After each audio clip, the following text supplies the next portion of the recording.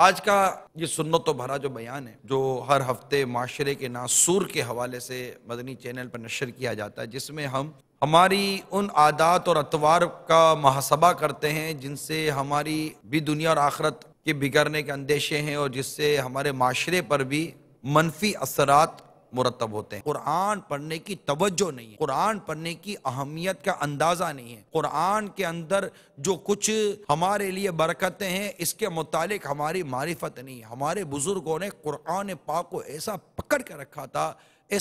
رکھا تھا کہ مت پوچھیے بات۔ میں یہاں پر الحمدللہ عز وجل آپ کے ذوق کو بڑھانے کے لیے، صرف یہ نہیں کہ نہیں کرتے، میں نے نیت کی ہے کہ کچھ ایسے واقعات آج کے اس سنتوں بھرے اجتماع میں بیان کروں جس سے ہمارے اندر قرآن کی تلاوت کرنے کی محبت پیدا ہو۔ ہم نے قرآن کی اس محبت کی چاشنی کو شاید چکھا ہی نہیں ہے جو چاشنی ہمارے بزرگوں کو حاصل تھی۔ آج ایک بہت بڑی تعداد ہے، میں واقعی آپ کو کہہ دوں، ایک بہت بڑی تعداد ہے، اگر میں کہوں لاکھوں ہیں تو شاید مبالغہ نہیں ہے، جنہیں روزانہ اخبار پڑھے بغیر چین نہیں آتا۔ کاش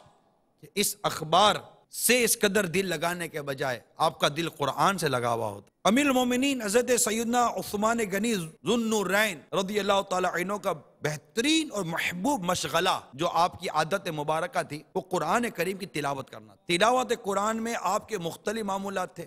آپ 7 روز میں بھی قرآن کا ختم فرماتے تھے، ایک شب میں بھی پورا قرآن پڑھتے اور ایک رکعت میں بھی پورا قرآن ختم کر لیتے تھے۔ امام نووی رحمۃ اللہ تعالی علیہ فرماتے حضرت سیدنا عثمان غنی رضی اللہ تعالی عنہ جمعہ کی شب تلاوت قرآن کا آغاز فرماتے اور خمیس یعنی شب جمعرات کو ختم فرما دیتے۔ حضرت سیدنا عثمان بن عفان ذو النورین رضی اللہ تعالی عنہ، جن کا بھی ہم نے یوم عرس بھی منایا، یوم شہادت 18 ذوالحجۃ الحرام، ان کا بڑا پیارا مدنی پھول ہے قرآن سے متعلق۔ فرماتے ہیں اگر تمہارے دل پاک ہوتے تو تم کتاب اللہ سے کبھی سیر نہ ہوتے۔ نیز آپ نے ارشاد فرمایا کہ میں اس بات کو پسند نہیں کرتا، غور کریں کیا فرماتے، میں اس بات کو پسند نہیں کرتا کہ کوئی روز اور رات، کوئی دن اور رات گزر جائے اور میں قرآن مجید میں نگاہ نہ کروں۔ قرآن پڑھے تو صحیح، اور بھی بہت ساری مطالعہ کی دینی کتابیں موجود ہیں، اب نفلیں بھی تو پڑھتے ہی ہیں نا، ماشاءاللہ دیگر عبادت بھی کرنی چاہیے، نفلیں بھی پڑھنی چاہیے، اللہ نفلی روزے رکھنے کی توفیق عطا کرے، عبادتیں ریاضتیں اللہ کی رضا کے لیے کرنی چاہیے۔ انہی عبادتوں، ریاضتوں اور اچھی اعمال، عمدہ اعمال، جنتی اعمال، ثواب والے اعمال، اللہ کا قرب پانے والے اعمال، تزکیہ نفس والے اعمال، قلب کی گندگی دور کرنے والے اعمال میں ایک اہم و بنیادی ترین عمل جو اللہ عز و جل کو پسند، اس کے پیارے حبیب صلی اللہ تعالیٰ علیہ وسلم کو پسند، صحابہ کرام علیہ رضوان کا اس عمل میں کثرت کے ساتھ پایا جانا، اسلاف، تابعین، تبع تابعین، بزرگان دین کا کثرت کے ساتھ اس عبادت میں پایا جانا، وہ ہے قرآن پاک کی تلاوت، قرآن پاک کی تلاوت، قرآن پاک کی تلاوت، قرآن پاک کی تلاوت۔ اب سمجھ میں نہیں آتا کہ ہمارا دن گزر گیا، صبح سے لے کر رات ہو گئی، ہم سو گئے، پورا دن گزر گیا،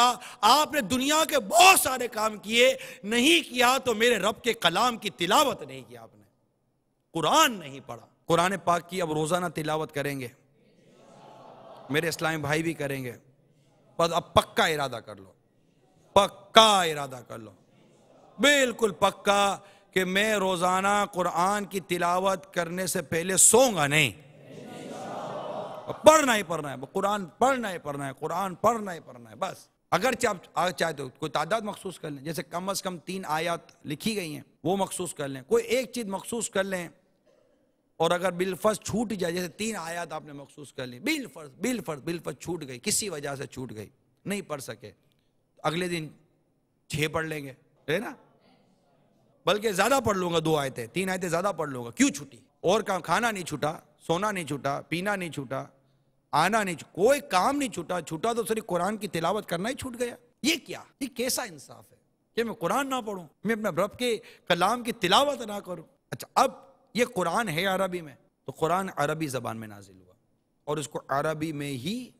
پڑھنا ہے، تو یہ قرآن ایک تو عربی ہے، پھر اس کے قواعد ہیں وہ الگ ہیں، پھر اس کا سمجھنا الگ ہے۔ ہر عربی پڑھنے والا اگرچہ وہ قرآن صحیح پڑھ لے گا مگر وہ سمجھ جائے گا یہ ضروری نہیں ہے۔ سب سے سوال ہے ہم نے قرآن کو اس طرح سے کیا سیکھا جس طرح ہم دنیا کی تعلیم سیکھتے ہیں، جبکہ یہ بھی عربی زبان ہے، ہماری زبان عربی نہیں ہے، ہماری مادری زبان قومی زبان مختلف ہے، یہ سیکھنی چاہیے تھی، نہیں سیکھی، ٹائم نہیں ہے، کیونکہ اس کے متعلق وہ اہمیت معاذ اللہ سما ماذا ہمارے نزدیک ایسا لگتا ہے جیسے نہیں ہے، جو دیگر تعلیم ہے یا وہ سیکھو اس سے روزگار ہے، یار اس میں تو قبر و آخرت کا سنورنا ہے قرآن سیکھنے میں، دنیا کا بھی سنورنا ہے قرآن سیکھنے میں، مگر اس طرف سکھانے کی توجہ نہیں ہے۔ 8-10 گھنٹے دنیاوی تعلیم کو دیں گے، اور اگر کوئی ایسا ذہن ہوا بھی تو مشکل سے 15-20 منٹ آدھا گھنٹہ مولانا کو دے دیا کہ بیٹے کو آ کر بچے کو آ کر تھوڑا قرآن قاعدہ وغیرہ پڑھا کر بس چلا جائے، اس کے بعد کبھی کھولا نہیں کھولا، صحیح پڑھا نہیں پڑھا، کوئی سے مطلب نہیں ہے۔ مدرسۃ المدینہ بالغان جو ہزاروں کی تعداد میں کھولے گئے، فی سبیل اللہ دعوت اسلامی کے مبلغین قرآن سکھاتے ہیں، بالغان کو سکھاتے ہیں، اسلامی بہنوں کے بالغات کے مدرسے ہیں، کون جاتا ہے سیکھنے کے لیے؟ پون گھنٹے کا 41 منٹ کا مدرسۃ المدینہ بالغان، کون جاتا ہے سیکھنے کے لیے؟ نہیں جاتے۔ مدنی منوں کو حفظ کرانے کے لیے، قرآن پڑھانے کے لیے مدرسۃ المدینہ مدنی منوں کے بنے ہوئے کون؟ دارالمدینہ میں ناظرہ بھی پڑھایا جائے گا اور دارالمدینہ میں حفظ بھی کرایا جائے گا، دارالمدینہ میں درس نظامی کی بھی معرفت تو درس نظامی کے بھی انشاءاللہ اسباق پڑھائے جائیں گے انشاءاللہ۔ ایک ایسا واقعی اسلامی اسکول ہوگا جس سے دنیا میں ایک انوکھا کہہ سکتے اس انداز سے اکلوتا اسلامی چینل مدری چینل ہے نا، اسی طرح انشاءاللہ عز و جل یہ ایک اسلامک اسکول ہوگا، آئیڈیل اسلامک اسکول ہوگا، اور اس کا نام ہوگا دارالمدینہ۔ تو امیر اہل سنت نے حروف کی ادائیگی صحیح اور غلط کے حوالے سے رہنمائی کی تھی، تو آج تو میرا موضوع بھی تلاوت قرآن کے اوپر تھا، تو کیا ہی بہتر ہو کہ امیر سنت کی ویڈیو دکھا دی جائے تاکہ میں پتہ چل جائے۔ ایسے بہت سارے الفاظ ہیں کہ جس میں معنی تو ایسے بدل جاتے ہیں کہ بالکل عجیب سے ہو جاتے ہیں، جیسے کہ وہ ہم قل هو اللہ احد پڑھتے ہیں، اب بعض لوگوں کو احد کے معنی نہیں آتا ہے، احد بولنا ہا نکلتا نہیں ہے تو وہ پڑھتے ہیں احد۔ اب احد اور احد میں بڑا فرق ہے۔ اب یہ اللہ کی شان ہے، اللہ احد، اللہ اکیلا ہے، معنی یہ بنتے ہیں احد کے اکیلا، اور احد کے معنی بنتے ہیں بزدل، کمزور۔ تو اگر معنی جانتے ہوئے کوئی احد پڑھے گا تو اسلام سے ہی گیا، کافر ہو جائے گا، وہ تو جان بوجھ کر معنی سمجھتے ہوئے پڑھے گا تو کفر ہے، کیونکہ وہ معنی بالکل چینج ہے، الٹے بالکل فاسد معنی۔ اسی طرح ہمارے یہاں وہ الحمدللہ ہم پڑھتے الحمد، بھائی کیا حال ہے؟ الحمدللہ۔ اب وہ جلدی میں کہہ دیا الحمدو تو معنی بالکل تباہ ہو گئے اس کے۔ الحمدللہ، حمد مانے خوبی، اور شکر کے معنی میں بھی آتا ہی ہے۔ تو الحمدللہ کے معنی یہ کہ تمام خوبیاں اللہ کے لیے ہیں، اور حمد جیسے ہمارے حمد پڑھتے ہیں عام طور پہ، خصوصاً ہماری برادری جو ہے نا، میمن برادری، گجراتی برادری، یہ وہ حمد ان سے ہا نہیں نکلتا، تو احد کو بھی معاذ اللہ احد پڑھتے ہیں، ایک تعداد ہے، اور حمد الحمدو کو بھی الحمدو پڑھتے ہیں۔ تو حمد مانے خوبی، جبکہ حمد مانے دھیمی آگ، بالکل مانا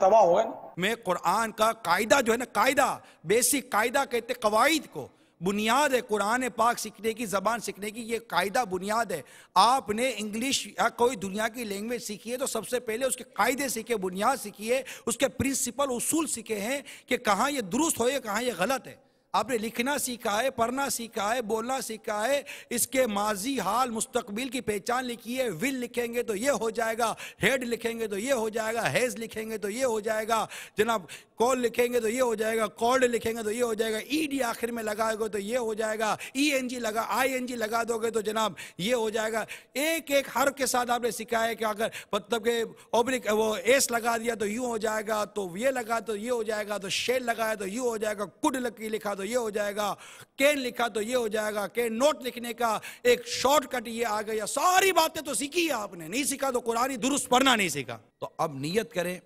کہ ہم انشاءاللہ عز و جل قرآن پاک کی روزانہ تلاوت کریں گے۔ صلو علی الحبیب صلی اللہ تعالی علی محمد. مجھے اپنی اور ساری دنیا کے لوگوں کی اصلاح کی کوشش کرنی ہے.